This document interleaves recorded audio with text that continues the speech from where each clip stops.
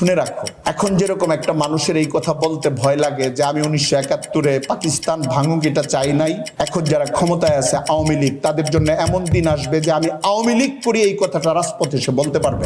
আমির সাহেব 90-এর দশকের গোড়ার দিক থেকে যখন যেখানে হুঙ্কার দিয়েছে ওটা মোটামুটি ভাবে রাজনৈতিক ময়দানে প্রতিষ্ঠিত হয়েছে। বাবরি মসজিদ লং মার্চ, পুরা নির্বাহী দায়িত্বের কান্ডারির ভূমিকা পালন করেছিলেন মুফতি ফজলুল হক আমিনী সাহেব। বাংলাদেশে নাস্তিকদের বিরুদ্ধে গোটা রাজপথ কাঁপিয়ে তোলার প্রথম আওয়াজ 90-এর দশকে 1994 সনের 30শে জুন যে হরতাল হয়েছে, এই হরতালের আহ্বায়ক ছিলেন মুফতি ফজলুল হক আমিনী সাহেব।